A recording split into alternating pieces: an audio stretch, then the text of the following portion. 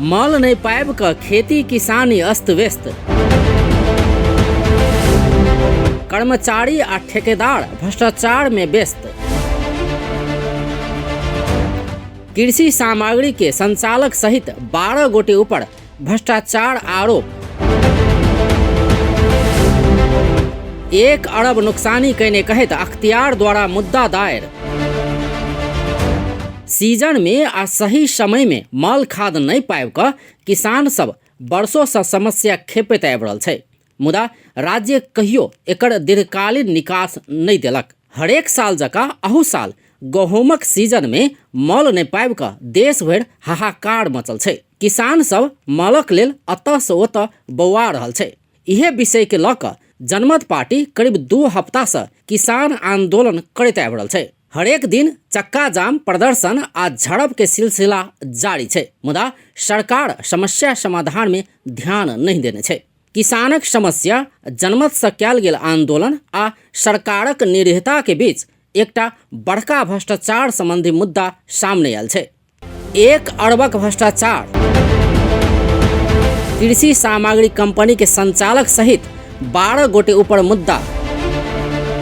गुणस्तरहीन DAP मल खरीद में 1 अरब से बेसी भ्रष्टाचार भेल कसूर में कृषि सामग्री कंपनी के प्रबंध निर्देशक, संचालक सहित कर्मचारी आ ठेकेदार विरुद्ध विशेष अदालत में मुद्दा दायर कयल गेल छै। अख्तियार कंपनी के प्रबंध संचालक नेत्र बहादुर भंडारी, प्रबंधक विष्णु प्रसाद पोखरेल, सहायक प्रबंधक दुर्गा प्रसाद पांडे, उप प्रबंधक पुष्करदीप बूढ़ा सहित 12 गोटे आ आपूर्तिकर्ता 2 कंपनी के कर्मचारी विरुद्ध भ्रष्टाचार केने कसूर में मुद्दा दायर कैने छै। डीएपी मल नेपाल सरकार तोकने गुणस्तर अनुसार नहीं रहल, कम गुणस्तर के मल खरीद कऽ आर्थिक अनियमितता कैने कहित निवेदन पड़ला बाद अख्तियार 1 अरब नुकसानी केने दावी सहित एकरा सब ऊपर अख्तियार विशेष अदालत में मुद्दा दायर कैने छै। अनुसंधान आयोग अनुसंधान अधिकारी नारायण प्रसाद रिमाल तथा विष्णु राज पौडेलको प्रतिवेदनले नेपाल सरकार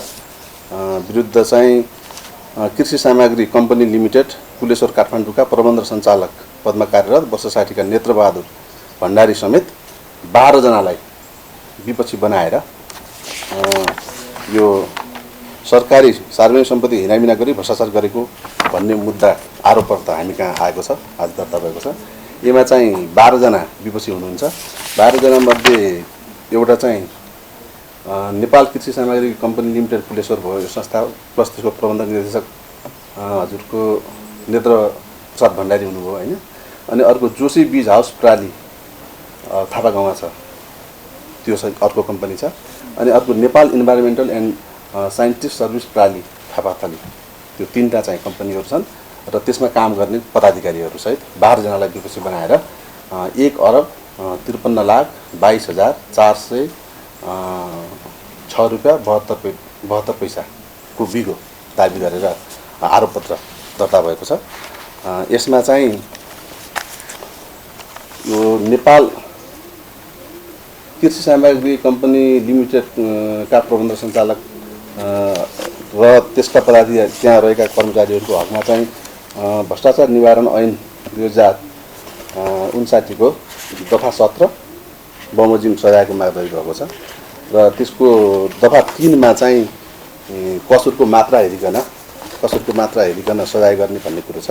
अब यसमा चाहिँ दफा 3 को कुरोमा कस्तो छ भन्दाखेरि हजुरको बिगोको चाहिँ 25,000 रुपैयाँदेखि अब यो 1 करोड रुपैयाँ भन्दा बढी जतिसुकै भए पनि भन्ने कुरो छ। अब हाम्रो चाहिँ 1 अरब भन्दा माथिको भएको कारणले हाम्रो हकमा चाहिँ यो 8 वर्षदेखि 10 वर्षसम्म कैद, 1 करोड रुपैयाँ भन्दा बढी जतिसुकै भए पनि 8 वर्षदेखि 10 वर्षसम्म कैद भन्ने कुरो छ।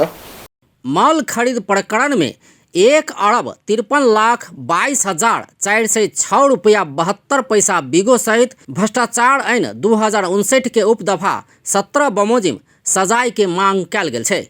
तहिना गलत प्रतिवेदन तैयार कर आ कराबा वाला Nepal environmental and scientific service private limited के प्रबंध निर्देशक सलिल देवकोटा, लैब निर्देशक सुनील बाबू खत्री, सीनियर सर्वेयर महेंद्र कुमार डागा, परामर्शदाता भोलानाथ चौधरी, 2 कंपनी बीच समझौता करोनिहार मनोज आचार्य ऊपर सिहो मुद्दा चलाओल गेल छै।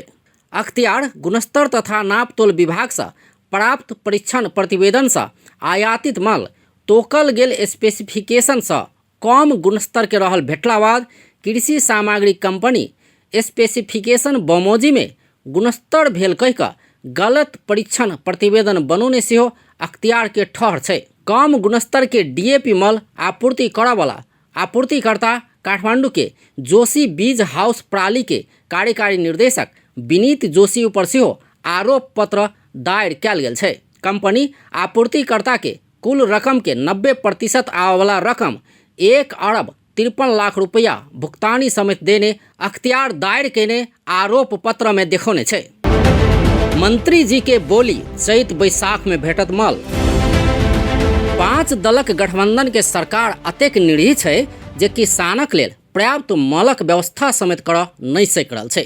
किसान मल बेगर समस्या में छै, कर्मचारी आ ठेकेदार से भ्रष्टाचार में व्यस्त छै आ दोसर दिस संघीय मंत्री कहि रहल छथि जे तत्काल मल नहीं भेटत। कृषि तथा पशुपंछी विकास मंत्री महेंद्र राय यादव अतेक निरीह छै जे कहि रहल छथि कि चैत बैसाख में मात्र किसान सबके मल भेटत।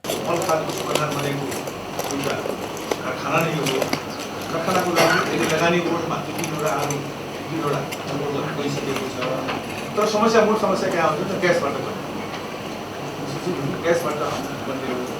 ग्यासको प्रावधान फेरि हाम्रो यहाँ छ। त्यस कारण हामी के चाहन्छौँ भने नेपालमा कुनै पनि होइन कारखाना लाग्दाखेरि त्यसले विद्युतबाट राम्रो विद्युतबाट हुँदाखेरि सबभन्दा राम्रो त्यसमा प्रयास भइरहेको छ। अहिलेसम्म त्यसको विद्युतमा उत्पादन गर्ने मलखाल अहिलेसम्म त्यस्तो होइन कम्पनीहरू आएको छैन, प्रयासमा छ, छौँ प्रयासमा। दोस्रो कुनै कम्पनी लगाउँदाखेरि यही देशमा फेरि हामीलाई 10 लाख 12 लाख मेट्रिक टन हुन सक्छ आवश्यक, तर फ्याक्ट्री उत्पादन गर्दाखेरि उसले बढी उत्पादन रहेको लाभ पनि लिन सक्छ। त्यो स्थिति पनि छ। उत्पादन 10 लाख गर्छ भने हामी नेपाल सरकारले दिन्छ, बढी उत्पादन कहाँ लाग्यो त्यो फ्याक्ट्रीको जीवनी हुन्छ, फ्याक्ट्री पनि आफ्नो बजार पुग्छ। यी समस्याहरू देखिएको छ मलको। त्यस कारण हामी के चाहन्छौँ भने अहिले नेसनल हिसाबले सानै सानै स्तरमा चाहिँ आयो भने निश्चित छैन। त्यसैले मल खादको लागि अब जिटुजी नै समस्या भयो। सरकारले खरिद गर्यो भने एउटा देशमा गऱ्यो, अर्को देशमा गऱ्यो, एउटा देशको नजिकको देश। नेपाल में urea 7,81,000 metric ton, DAP 4,75,000 metric ton आ पोटास 2,43,000 मेट्रिक टन आवश्यक पड़ि रहल कृषि विज्ञ सबके अनुमान छै। मुदा अखन वार्षिक करीब 4 लाख मेट्रिक टन मात्र आयात भऽ रहल छै। खेती पाती कऽ कऽ परिवारक पेट पालबाक, अपन घर चलेबाक आ देश के पेट भरैत आयल किसान सब मल नहीं पोलासँ उत्पादन घटबाक आ एहिसँ जीवन मुश्किल हेबाक बातसँ चिंतित होइत आयल छै। मुदा वर्षों से किसान सब खेपैत आयल ई समस्या समाधान पर सरकार कहियो गंभीर नहीं देखल गेल। अपन टेलीविजनक लेल अजय शाह, शिवाली।